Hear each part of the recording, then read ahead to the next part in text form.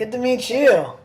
You might hear my dogs in the background. I locked them in the other room, but they can be very, very whiny. We'll edit them out. Okay, cool. Or edit them in. One of the two.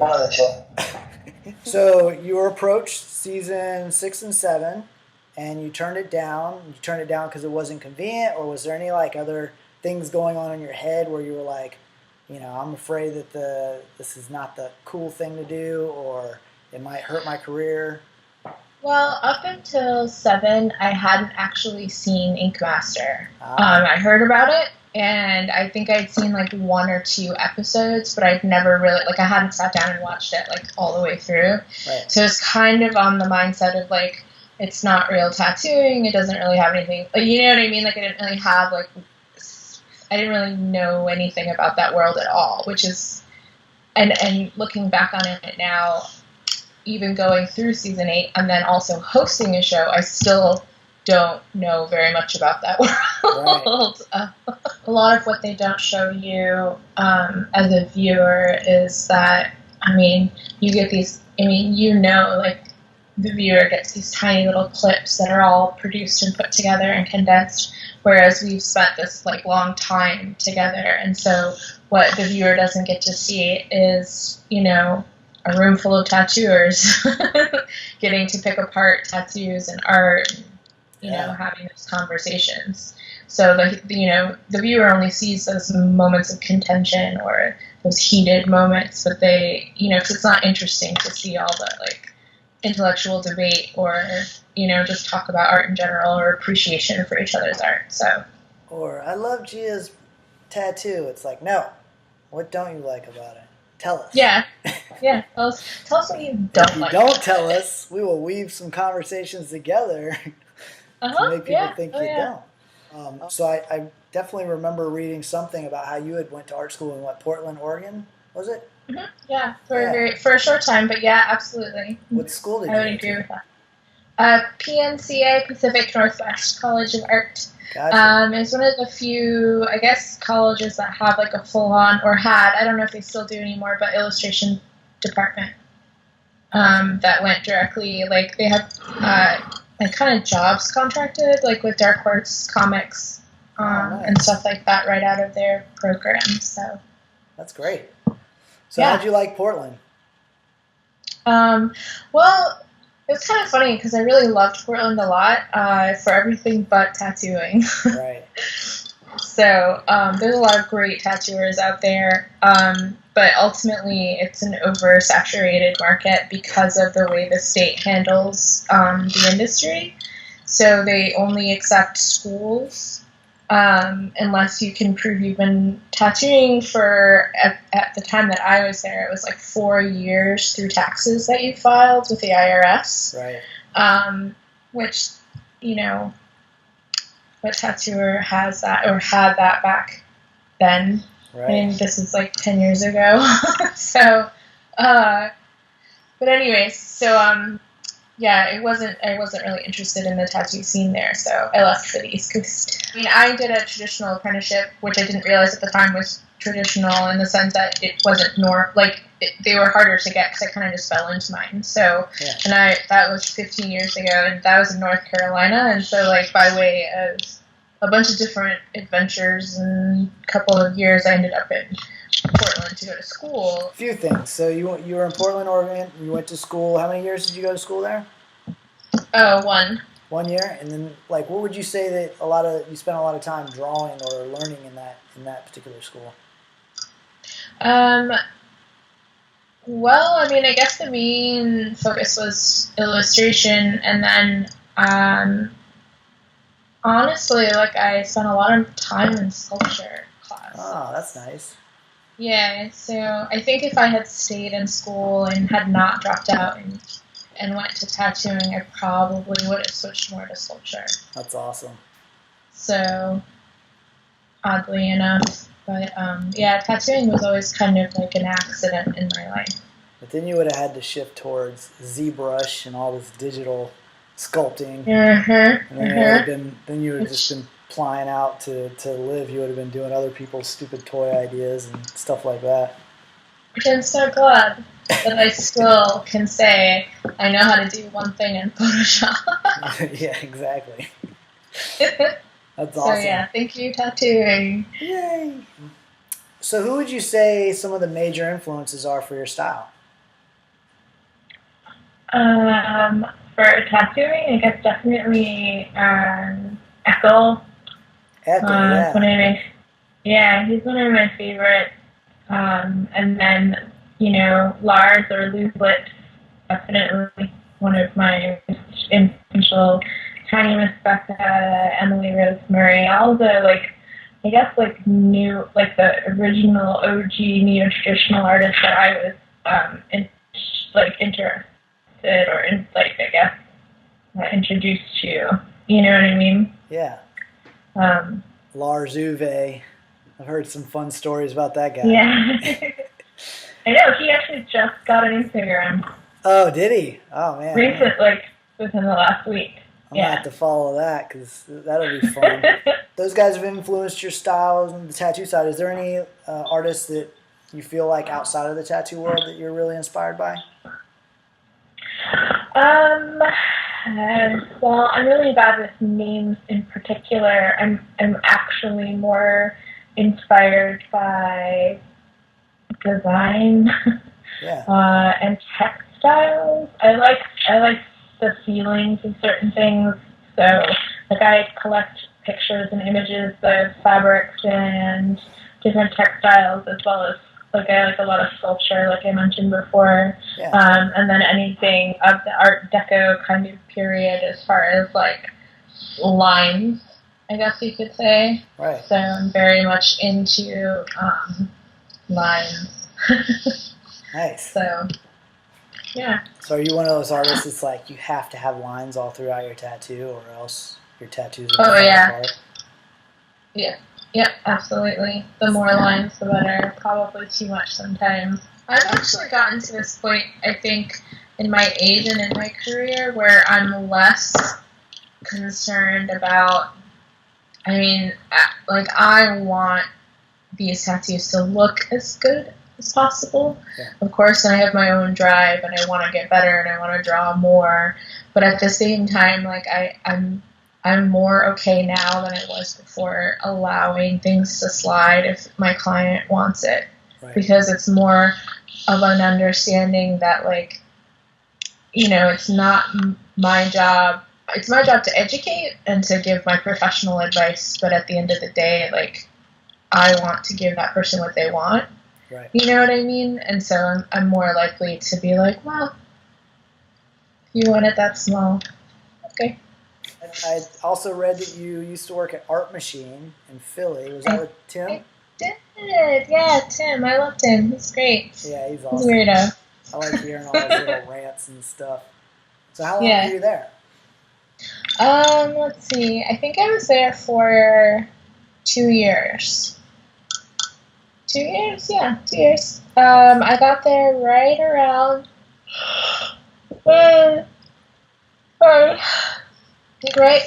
after the first year he opened, and Mike Chambers was just leaving, and then I was there for about maybe a year and a half, 2 years. Yeah. And then I left because I was diagnosed with cancer, and I went through cancer treatment, and that kind of just took me away from tattooing for a while, and I didn't know when I was going to be able to come back and making money, so. Yeah, that's another topic I'd like to delve into if you're okay with that, is talking a little bit about the cancer thing. So I'm about to be 5 years cancer-free in January. That's awesome. Congratulations. I can imagine that having this thought in your head that there's a potential for you not to be living much longer, and then all of a sudden you get that life and you're like, holy crap, that's a pretty amazing gift. Mm-hmm. It is. It's definitely kind of something that is a lot more character building. And it's interesting because, I never really knew how to put it into words as much as I read another cancer survivor I think it was like a blog that he said that he always felt kind of guilty because so many people would say to him, "You're so strong, you beat cancer," and his thoughts were always like, "I didn't do anything. Right. I just sat there while this team of amazing, incredible doctors did everything for me," Yeah. And that sentiment is something that I can relate to so much because, like, yes, you go through all of these, like one thing that it does for you is it very quickly sorts out your priorities. It very, very, very quickly shifts what's important in your life and what's not. And I think that that's a great gift regardless. But there was always that kind of feeling where, I mean, there is a lot of like personal fight that you have to put into it. But my biggest battle was just being seen in the first place because I didn't have health care at the time. Right. And it was right when Obamacare kicked in, like literally the same month. So the healthcare system in the country was a complete wreck, and people didn't even know how to enter you into a computer system without an insurance number. And so just being seen was like my biggest hurdle. That required a lot of bureaucratic phone calls, lost paperwork, found paperwork, faxing paperwork, just to be seen. And then once that happened, like, treatment was just like, you just go down the chute and you're doing what everybody is telling you to do, and then it's over. Yeah. And then they're like, all right, you're cancer free, see ya. Did you, you're like, what did you have to go through chemo? No, I did not. Okay. I had an aggressive form of cervical cancer, so they had to remove everything. And so I did, luckily, because I was in Philadelphia, one of the best minimally invasive cervical cancer or gynecological cancer surgeons is in my area. So I had 2 operations with a Da Vinci machine. I don't know if you've heard of that. No. It's basically a huge robot that does surgery on you. Wow.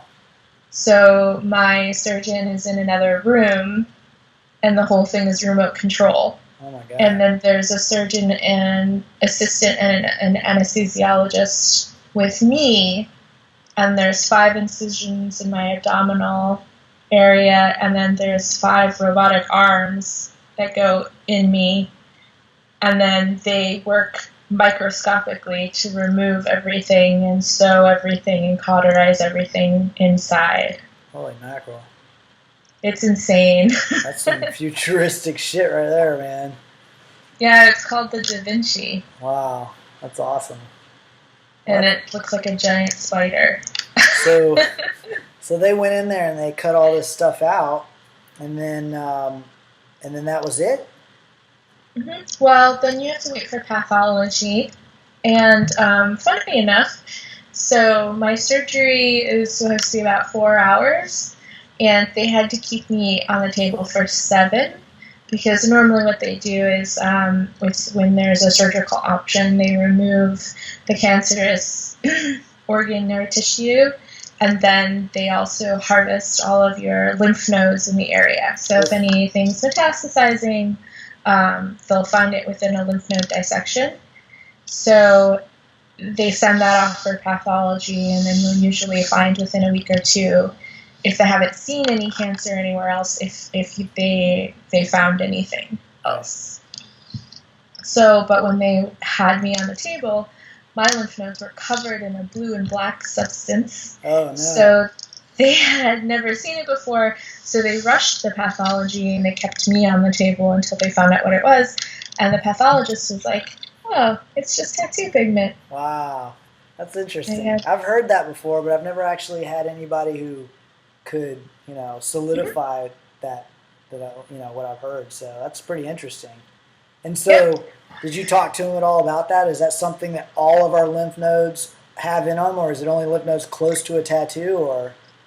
No, so it was all, like, they removed all of my pelvic lymph nodes, and I don't have any tattoos in that area that are heavy. Like, I have a lot of tattoos on my legs, right, and a lot on my arms, my chest. I don't have anything, like, around my hips or my back, really, at the time. And so, after my surgery, my oncologist was like, so that was really weird. And I was like, yeah, what's that about? And she was like, honestly, I don't know, because I have done surgery on a lot of heavily tattooed people, and we've never seen that before. Oh. And so I was like, that's interesting. So we kind of like hypothesized that maybe it's because I've had a lot of cover-up work, so there's more pigment going into my lymphatic system than not, Right. rather than like so like inks being pushed into my body through cover-up work rather than like laser removal, which is blasting it apart and then being cycled through your lymphatic system, because I've never had that done. Right. And then also with laser, they're making the particles a lot smaller, so it probably can push through. So it's easier. Yeah. I mean, they say, I guess, I'm not sure. I actually spoke to a laser tech recently, and they couldn't really answer if it's something that your body flushes out or if it just stays in your liver. Yeah. Wow. Yeah, I can expect. I mean, I suspect that there's a lot of information about that stuff that we're not going to know for a little while. Hence the whole FDA trying to get involved and all that good stuff. Mm-hmm. Wow, that's nuts. So you said it was cervical cancer. So usually that's kind of just in case there's other women out there. It's a lot of times it can be stimulated by an HPV virus or something, right? It can be, and up until the adventure, up until 1970s in the Pap smear, it was the #1 cause of death for women worldwide. Wow. 1970s. Holy mackerel. Yeah, most people don't realize that worldwide #1 cause are over heart disease or anything else. Wow. Because cervical cancer has no symptoms until it's in its latent stages, and it can be a very slow progressing cancer until it reaches a certain stage, and then it kind of is everywhere. And so, like in my case, I had stage 2B, so each cancer is staged differently. So like a breast cancer would be staged differently than a cervical cancer, which is staged differently than a bone cancer or like a lung cancer. There are 1s, 2s, 3s, and then 4. But then like with cervical cancer, there's also A, B, and C. So the amount of cancer I had was about the size of a pen tip. But the second stage was a softball. Whoa. So it just goes like poof. And so the type that I had was pretty aggressive. So even after my surgeries, my pathology went before a board of oncologists where they decide at that point if they're going to recommend chemotherapy after my surgeries, just in case. Wow. Which at that point I decided that if that was the recommendation, then that's when I would seek like a second or third opinion. But at the time they said, no, not at this time. And so just for the first 3 years, I went every 2 months for testings. Wow. And then we switched to every 4 months and then every 6 months. And now I'm at 5 years, about to reach 5 years this year. That's so awesome. So what was it that made you want to go see the doctors to, what was there any symptoms or? No, this is going to sound crazy. My dog, hindsight's 2020, and it was kind of a coincidence maybe, but I've had my dog, Nick, he'll be 11 now in September, and I've had him since he was 8 weeks. And at the time, he just got very interested in every time I got up off of the seat. Right. Like I was sitting in a chair or the couch or on the bed, I would get up and he would just be like on it, sniffing like crazy, and I just thought he was developing a weird dog habit. Right. Being a chick, sometimes it's like, no, it's that time of month, but it was like, no, nothing's wrong, what are you doing? You're being a creep. Yeah. So I thought he was just being a creep. And then about a month later, I actually read an article in the Huffington Post about women who swore that their dogs had alerted them to certain kinds of cancers: ovarian cancer, breast cancer, cervical cancer. University was saying, yeah, actually dogs can smell cancer, and we're trying to figure out exactly what it is that they're sniffing so that maybe we can train them. So they were doing all these tests, and the whole article was about that, about how in like a room of different options, dogs will identify the cancer out of different samples every single time. Wow. And so I did not think that that was what was happening at the moment. It was just like, oh, it's been a while, I should go. And then I went, and then it was an immediate, like, something's wrong, pathology, by like a biopsy, you have cancer. And then, you know, the whole thing spun. And then as soon as my surgeries happened, he stopped. Wow. And then that's when I was like, huh. So that was kind of what happened. Yeah, I definitely remember reading something about how dogs could do that. They could smell cancer, which I thought was nuts.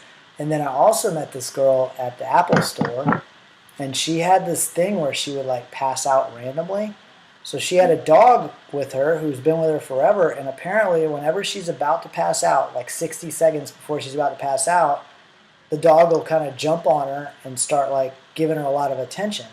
And so she was at work, and she's like, hey, if the dog jumps on me, then I just need to go to the back and lay down quick before I pass out. I just thought that was so amazing that these dogs have that sense in them, you know? Mm-hmm. So. Yeah, I ended up having another surgery a year later due to internal bleeding. And that was definitely another situation that my dog, like I because of my surgery, and I had a robotic abdominal surgery, like my whole insides were kind of messed up. And so things like if I eat certain foods, they become really painful. And I don't know if you've ever had like really bad intestinal gas, like that pain that's like just so debilitating. Yeah. And so it felt like that, but I wasn't sure. And then he immediately was like all over my stomach, and it ended up being that I had internal bleeding. Oh, goodness. Hey, man, that's awesome. How old is your dog? Huh? How old is your dog? He's 11 now. Oh, what type of dog is it? He's an Australian Shepherd mix.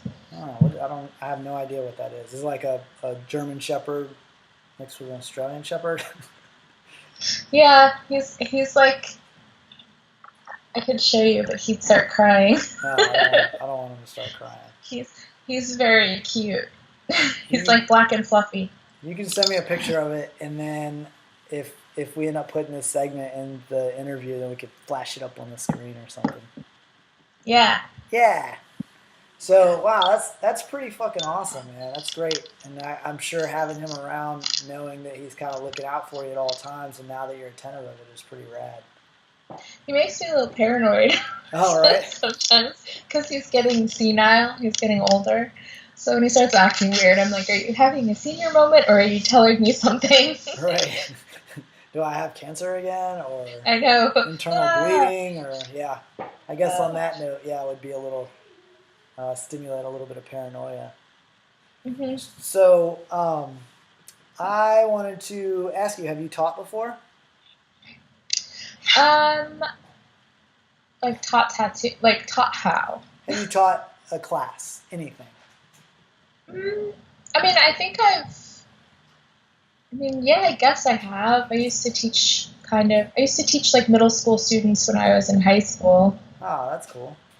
So I don't know if that counts. Wow. Hey, I mean, I think that being on the other side of the classroom gives you a different perspective on being a student.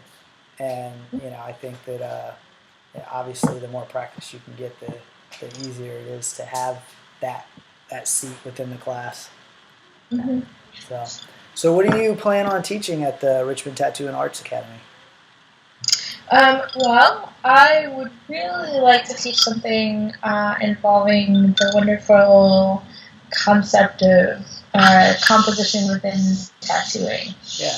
So I've been thinking a lot about how I can best describe it, and I think that one of the things that I found from being like a host with Angels, the other show that Ink Master did, was that, and within Ink Master in general, is that composition is something that a lot of people kind of leave to the wayside. You know what I mean? Like, they're more people or artists in general, especially tattooers, are more concerned with their technical skills and super smooth blends and their colors and all their sharp, clean, crisp line work. But then what kind of falls to the back ass end of the whole process is making a tattoo just look good Right. overall. And so with the you body. can look at a tattoo and say, hey, that's a really well done tattoo, but why does it look so bad? Right. And that's where composition comes from, and a lot of that can come from having good reference and using good reference. And I think in the tattoo community in general, we don't talk about reference very much because it's kind of a little bit of a taboo subject, because there's so much emphasis on being original and that everything has to come directly from your own mind and your own hand and everything else. You know, when as artists, we from the beginning of art time have been using each other's work to be inspired and to create, and then also to study and to learn and to become better artists. Right. Yeah. No, I definitely. I was just talking to Gary Villarreal. I don't know if you know who he is, but he's one of the other presenters at the Academy. Super amazing artist, but he was kind of talking about reference the same way. It's like it seems like people are, it's like a taboo thing, but reference, and I guess it depends on how you use it. Yeah, if you and what you're doing. If you're a photorealistic artist, obviously reference is very important. But if you're drawing out of your head, reference is good for learning how light hits something or how the body moves or whatever, so it can be a good complement to what you're already doing. And I think that that's something to be said about learning and teaching and having these classes is that, there are the technical aspects of tattooing, but then with art in general, like you do need to have those kind of like pathways set so that you can learn specifically and get good at these things that then allow you to have those tools in your belt. So when you move on, okay, I can use this, I can use this, I can use this, and it just makes your work better and better and better. Yeah.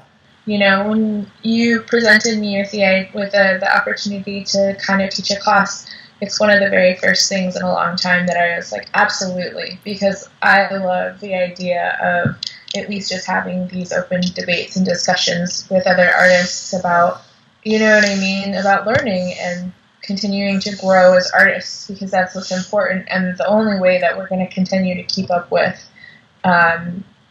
our industry growing the way that it is to continue to teach and to, demand better from everybody. Yeah. Like we set the standards, all of us. You know what I mean? Like we set the standards in our, what we're worth and our time, and like every single person in the industry contributes to that.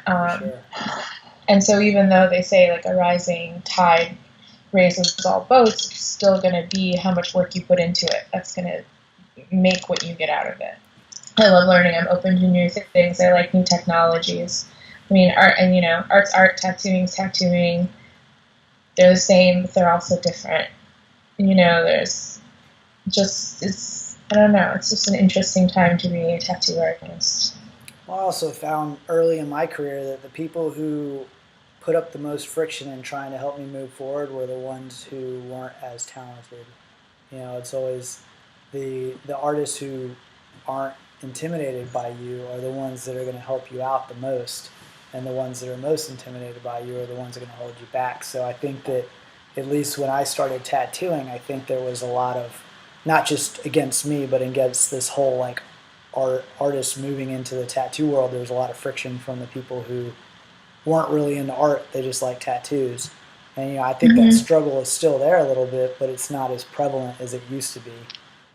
Well, that's awesome. Well, I want to thank you for meeting with me.